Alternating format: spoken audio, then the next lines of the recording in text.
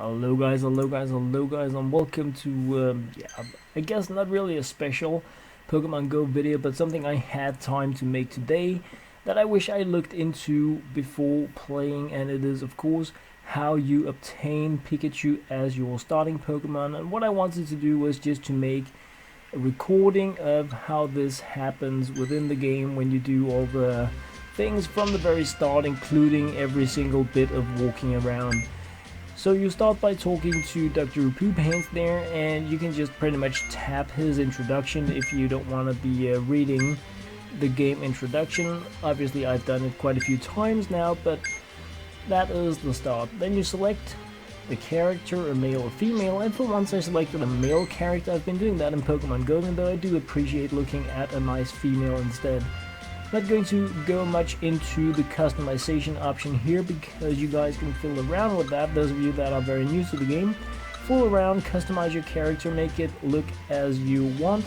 You can't really get real pants for this guy or real shorts. You kind of need to go with this outfit, but besides that, the customization options are really cool. Once you start the game, you are asked to select a Pokemon. You need to catch a Pokemon, and this is what you don't want to do. At least you don't want to grab any of these. In order for you to obtain Pikachu as your starting Pokemon, you can't find Pikachu out in the world.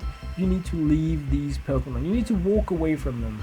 And what I'm doing in this video here is I'm walking away from them. I'm like walking away from them in different directions to give you guys an idea about how far you need to be away from them in terms of your circle in order for Pikachu to spawn. You don't just need to walk away from these once, you actually need to do it like 4 times. The 5th time they appear, they're gonna be these 3 normal starting Pokemons, and Pikachu is going to be there as well. So this is not like a new super crazy information for a lot of players, but it is something I didn't know when I started, and since I had a little bit of extra time today, actually my other computers are working like crazy on video editing for my other game plays, but in terms of Pokemon I haven't been able to play today due to the launch of the game in Denmark that crashed all the servers. So I wanted to just make this introduction video for new players that possibly don't know this yet, or for players that are unable to like read a written guide in English and they want to have a demonstration of how you do it in the game. So you spawn at these 3 Pokemons and you need to walk away from them. They have a pretty nice spread from your radius. Obviously I had to go out of the house, as you can see here, and I'm walking up a road, and as I move away from these Pokemon, they're gonna spawn again.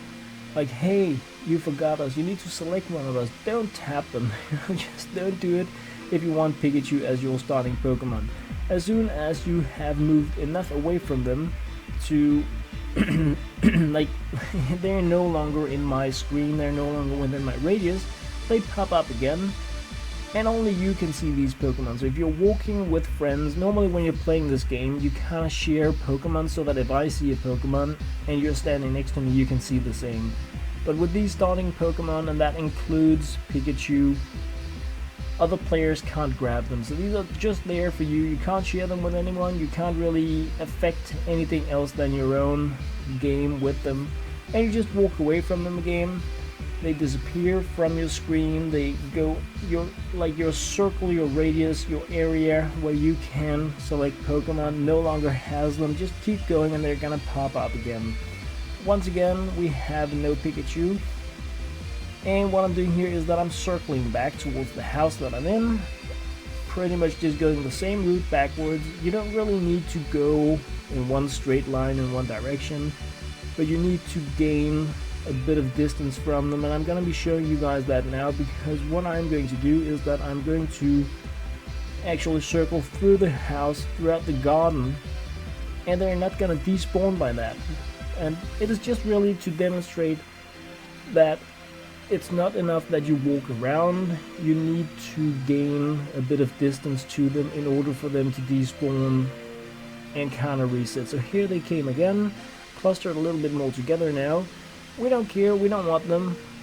Just gonna be continuing, moving forward.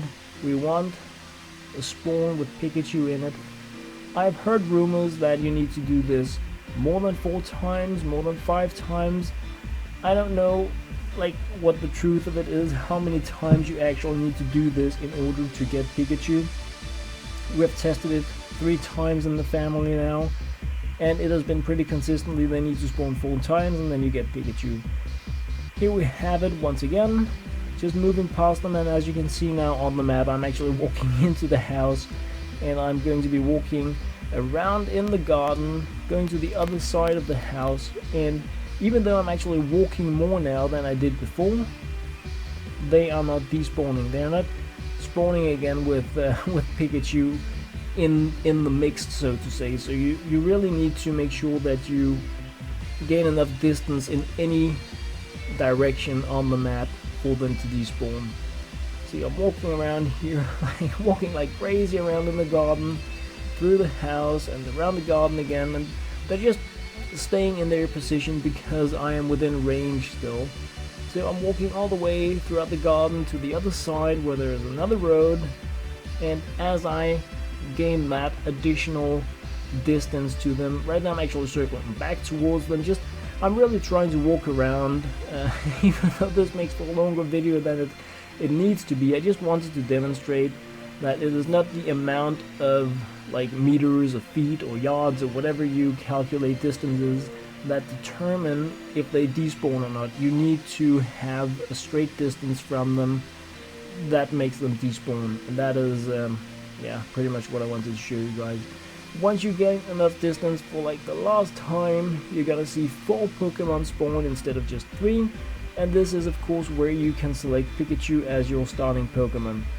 And once again, they're just outside the circle now, meaning that it's time for like another spawn despawn. There we have it, we have the 3, and due to the server lag today, Pikachu there was a little slow on on the appearance, but it comes. You can just tap it.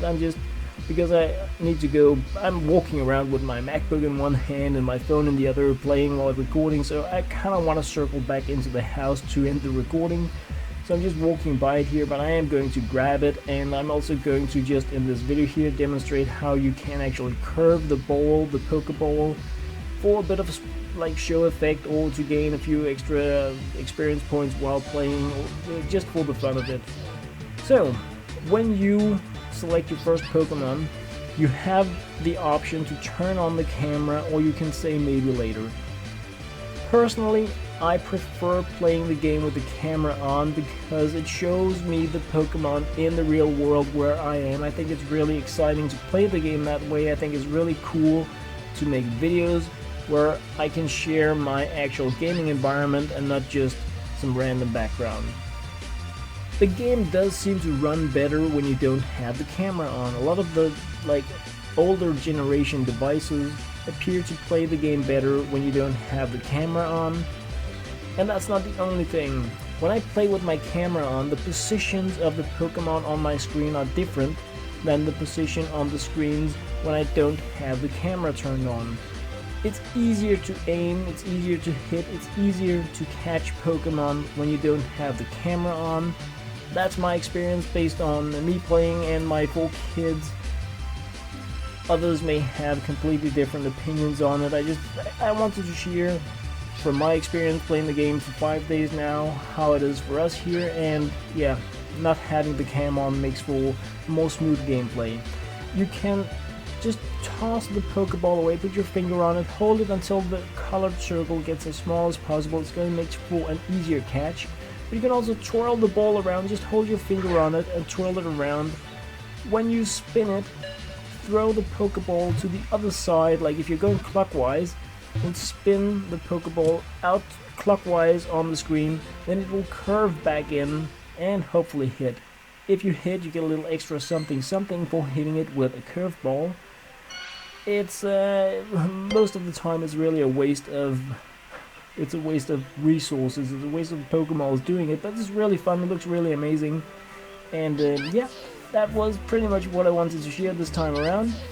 My take on getting Pikachu exactly when you start playing Pokemon Go.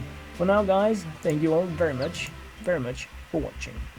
Oh yeah, let's just make a name. Of course you need to do that afterwards, but don't need to be doing that here.